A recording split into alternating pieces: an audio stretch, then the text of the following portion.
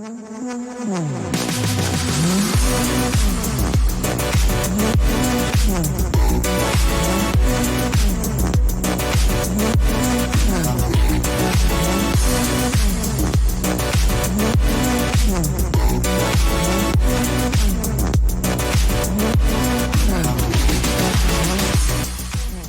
everyone. I'm Emily. And I'm Hannah. And we are the hosts of the I Don't Think So podcast. Each episode, we discuss a different story, theory, or mystery and decide if we think it's believable or if we really don't think so.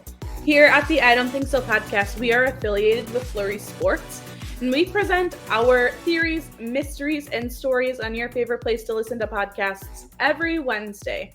If you like what you hear, definitely share our episode.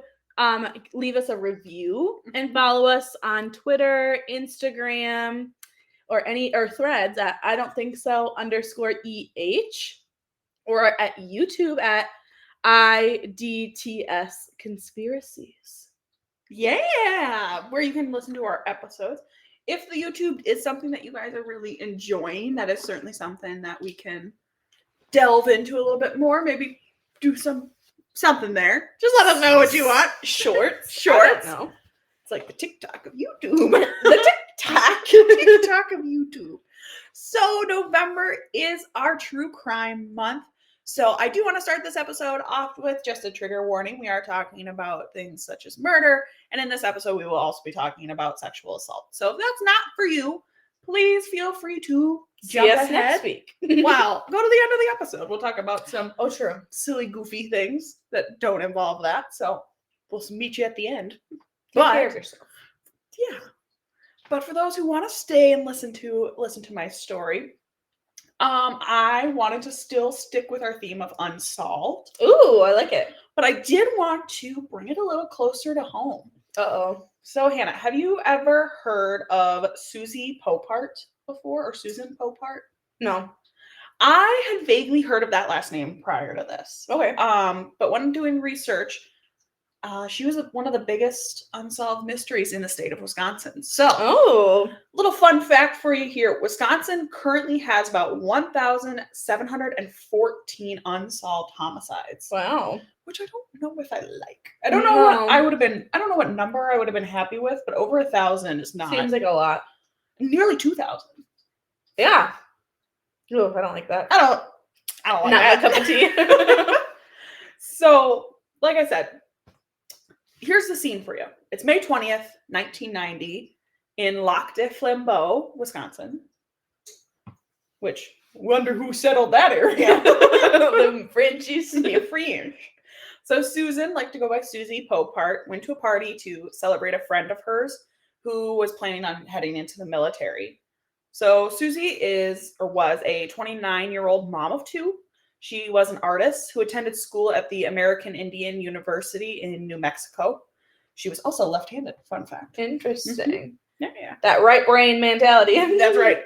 So Susie was very active in her community. So in 1974, she served on the Lakeland Board of Education. She was secretary for the Flambeau Tribal Council and held the title of director of the Great Lakes Intertribal Council Youth Services Program. So is she Native American? She is. Correct. It just makes it more sad. Yep. Yes, it does. Yes, so she was Native. Because there's so many missing and murdered Indigenous women specifically that it's just interesting note to add. Yes, absolutely. She was also the homeschool coordinator of the Flambeau Grade School and a member of the Tribal Education Committee. Nice. So very, very involved within her community. So the details of May 20th are a little foggy, as you can assume with any unsolved mystery. What we know is that around 4 to 4:30 a.m., witnesses see Susie getting into a vehicle with two men. Some witnesses suggest that she appeared to be forced into the vehicle, while others say she just got in. Okay. It turns out that Susie had gone to the party with two men, and these men were actually identified as Joe Cobb and Robert Elm, who state that they did try and take Susie home from the party, but on their trip back, they say they got in this really massive argument. They couldn't agree. And so they got pissed. And so instead of bringing Susie home, they just dropped her off at the local elementary school at 4 a.m. Gotcha. which you totally do to your friends, right? Jesus Christ. So then when Susie did not arrive home for the party, her mom and sister were worried. And then after a few days, filed a missing persons report. Okay. Because, you can't file it right away, which I will never understand. Like, I don't understand that either. Like, I get that people are adults and they can do what they want, but I still don't understand why you have to wait so long. Like, if you're concerned, you think you should be able to file. right. Like, 48 hours is a long freaking time to not have, like, eyes on a person. One thing I do want to note within this podcast while we're taking a quick break while Hannah hacks up along is that I do think that this is important to talk about, especially Indigenous women going missing, being murdered, and not being publicized or really investigated in the way it should be. I do think that Indigenous people's voices should be first heard, but I hope Hannah and I's voices can add to that discussion and amplify those voices within this. She is really dying. You could have just edited that part up. Oh, no, it's fine. I talked the whole time, so all's well that ends well.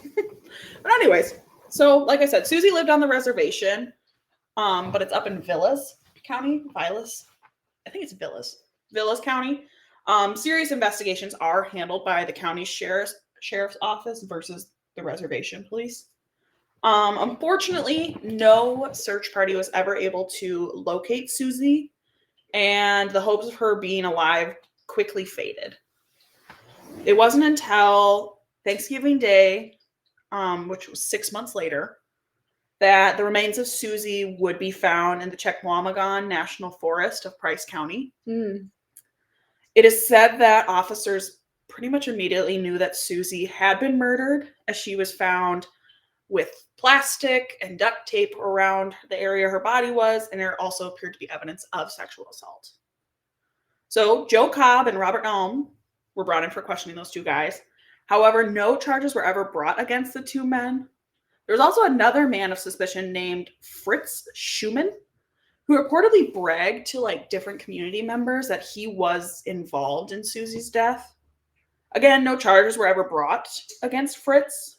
So now in 1990, DNA was still kind of in its infancy. So the material that was on the scene was not really able to be tested at that time. And they believe it to be a little bit too degraded now to test it once the DNA kind of had advanced to where that might be helpful. Sure.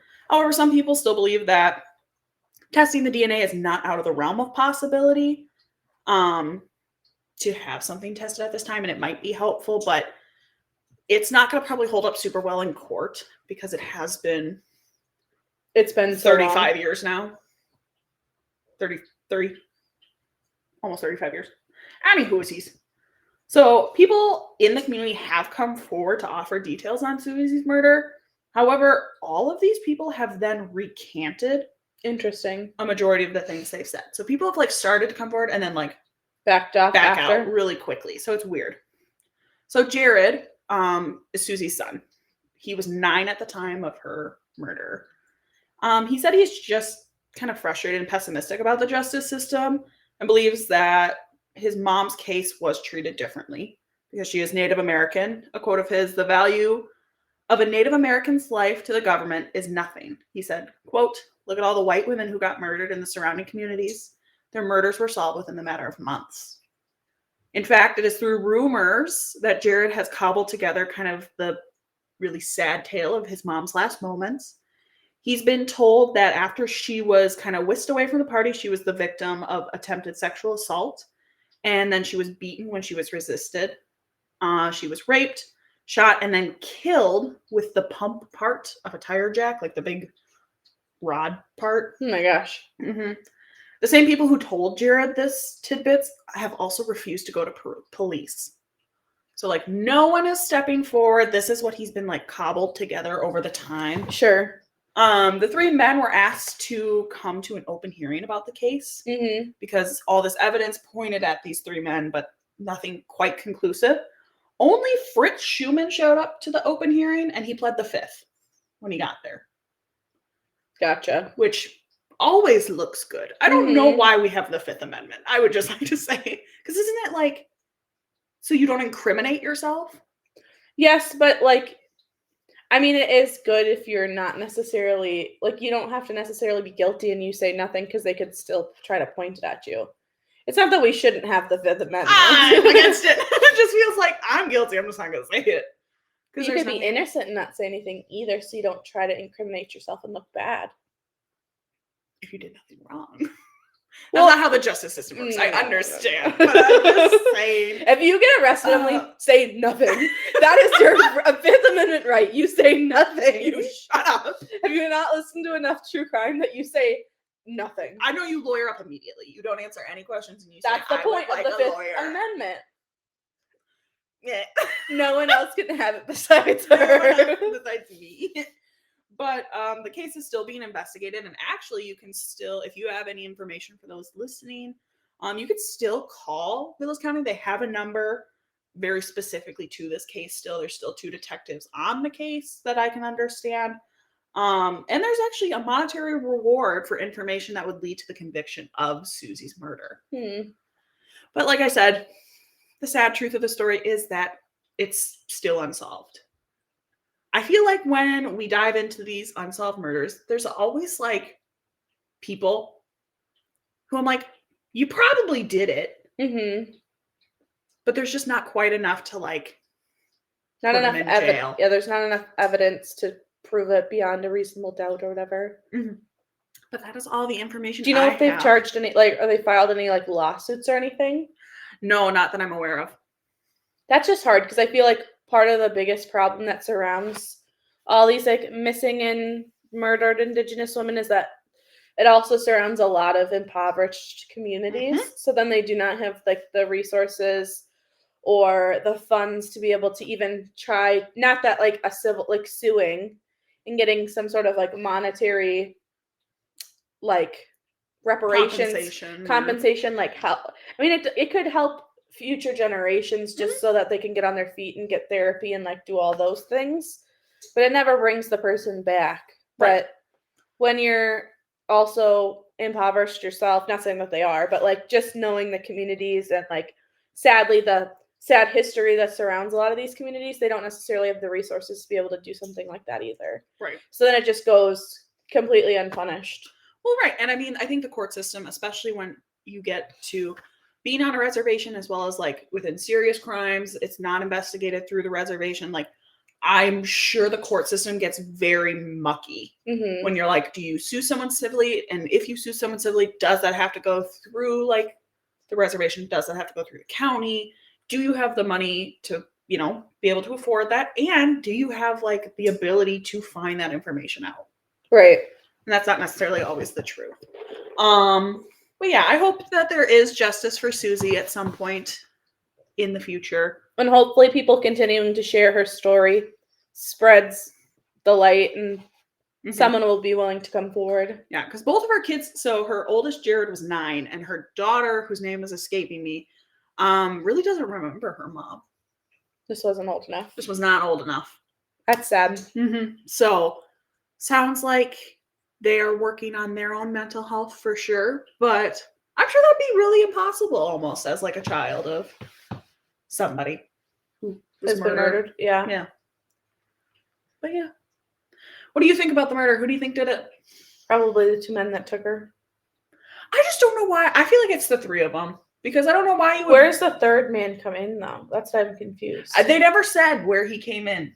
Because it's like they say that they saw unless there was like 2 guys trying to get her into the car and then there was like a 3rd driving maybe I don't know, because she went to the party with those 2 guys and they've like come forward and said like, yeah, we tried to take her home but we got in an argument and so I hucked her out at the school. Like, firstly, just leave her at the party then. And what's hard about like crimes at that time, like there probably wasn't cameras. Versus like nowadays, if they said that, they'd be like, actually, there's no proof of you rolling up anywhere. Especially at a school. Right. Schools got cameras everywhere. They're always watching. They're always watching, as they should be, you know? We gotta know these things. Well, thanks for sharing that story today, Emily. Kind of switching gears to a little bit lighter topic. Since it's nice fall weather. I'm trying to enjoy the last bits of fall. I start to remember like all of the different like specifically fall drinks. Oh. I really love. I feel like fall drinks just have their own like special place in my heart. Oh. And so I thought it'd be fun to do a little fall drink like bracket. Oh. Where we each could pick maybe like our favorite 3. Okay. And I think we'll have enough overlap because you'll probably pick something that I don't like. So that's what I was thinking. So I'll give you a second to think about it. And while you're thinking, I'll set the scene. Mm-hmm. Imagine you wake up. It's a crisp fall morning. And you look out and you just see an array of colored leaves. You put on some toasty little slippers. Oh. You want to like sit on the couch, maybe watch some football or like watch a nice Halloween or fall movie. Mm. What are you drinking? My first go-to, I love iced drinks. I just really do. However, there are moments in fall that I feel like I have to drink something warm at least once. Mm-hmm. So I think my first one is a chai tea latte. Damn. Yep. I'm telling you, I'm picky about chai though. I say that as if I don't drink it at every place I go. But I won't like it at every place I go. That's true. That's true. But a chai latte is Chef's just kiss. one of those drinks that I could drink it in the dead of summer and it tastes like fall to me. Oh, absolutely. I drink chai all year round, but it still gives fall vibes always. Oh, it's so good. Ooh, Oh, that's good. My first pick is just like your classic hot apple cider. you son of a gun. Oh, I love apple cider. It's just so Oh. good. There's nothing that beats like when you go and you like purchase that big old jug of apple cider, and then I always warm it up. Oh, you have to. I feel like there's nothing better than like it almost burns your lip a little bit. Oh yeah. But it's so good. I worked at a tree farm for all of high school, and one of the things we made was apple cider. Let me tell you, I would drink that thing by the gallon. I was like, one for you, one for me, one for you, one for me. I have to pee all the time. So good though. Oh, something about warm drinks too. I feel like I drink them so fast, and makes me have to pee faster. Probably because I don't have to process it. yeah, my body's It like runs right through me. Cool, we're just gonna move this along. Yeah, I love a good apple cider. I think another one for me is like a spiced cinnamon tea. Mm-hmm, I run in phases of really enjoying tea. Yeah. Like I bought a kettle because I was like, look at me, I'm gonna make tea appropriately instead of warming up water in the microwave. That's what I do. But I go in waves of like I'll drink a ton of tea and then I'll be like, meh. What about coffee? That's true. That's good. I was going to say, so you said like a cinnamon tea. Mm-hmm. My other one, I always drink pomegranate tea in the fall. I don't know why, but it just is so. I know pomegranates can sometimes be more Christmassy, but I always drink it in the fall. Yeah, that like pomegranate zinger tea is one of my. I've had that. Have you ever tried it with a little like? It cools it down a lot, but if you put a little bit of like, sparkling water in it, ooh, especially if it's iced. Ooh. You, like, cool it down, let me put you on something, put a little sparkling water in there. It makes it so just like it elevates. It really tastes like a mocktail. It does. It's so good. I love teas. I really do. Oh my God, now I gotta think of the last one. Because there are drinks, right, that immediately I'm like, oh, like hot cocoa or something like that. I thought you'd do a pumpkin one. Hate on a hate. Pumpkin spice lattes have not been my go-to. Do you never get anything pumpkin though? Like pumpkin cold brew? Nothing? No, because I had a really bad experience with a pumpkin spice latte. It was so gross. I thought I was gonna puke. And I am broke. So I'm not gonna not drink it. That's true. That one I couldn't finish. See, I don't like pumpkin. So I think my last one will be a brown sugar oat milk espresso. Love. Listen, I'll drink it all year long, but brown sugar is such a like fall scent to me or like taste. Mm-hmm. I don't know about you. I love sweet potatoes. Ugh, no. But that's And like fine. sweet potatoes with a little brown sugar on them. I feel like pumpkin, sweet potato, baked carrot, Yam. squash, all same flavor to me. Don't like any of it. I like all of it except for carrots. Ugh. I hate carrots. I really do. I like raw carrots. I don't like baked carrots. Like people that bake carrots and they still do the brown sugar, whatever. You don't like it with that either. No, I hate carrots. I don't really care for raw carrots. I'll eat them. Oh, but I really hate. I like raw carrots. I just don't like baked carrots. I can't see, and I think it proves that I didn't eat carrots growing up. Sure. What are you gonna do?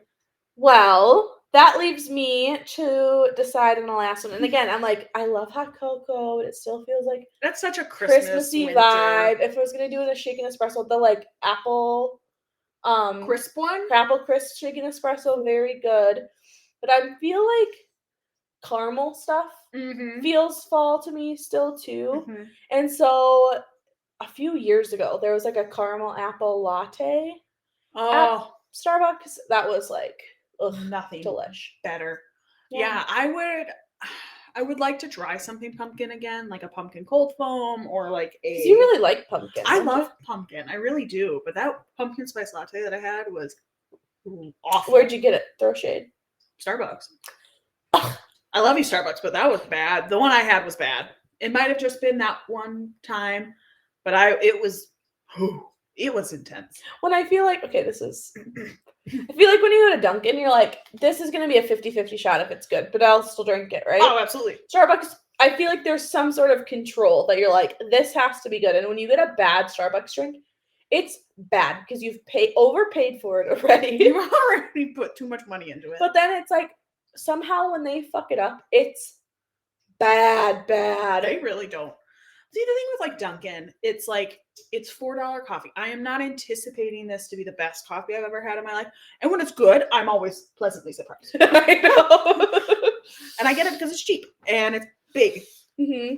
But I'm telling you, like when Starbucks or Caribou misses, I'm like, vehemently upset. I won't go. It ruins your day. I haven't gone back to Caribou because their chai lattes are horrific. Dunkin's chai is not good either. No, absolutely not. At least I should say their cold chai. Yeah, I've had their hot chai. It's been better because it's not iced milk. It's just like you're drinking warm milk. But their iced chai is literally like you're drinking iced milk, iced cinnamon milk.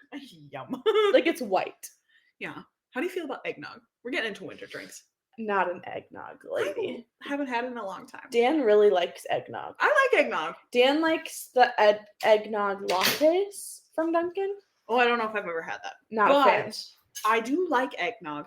I was trying to think of like all the drinks that we have in winter, of course, and it's peppermint mocha. Peppermint mocha. Ugh. I was thinking Tom and Jerry's.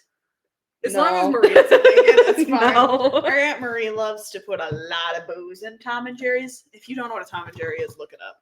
And it's terrible, to be honest with you. I think if she didn't put so much in it, it wouldn't taste bad. That mix isn't bad. No. But yeah. Well, there we go. Well, we appreciate you all coming and listening to our episode this week.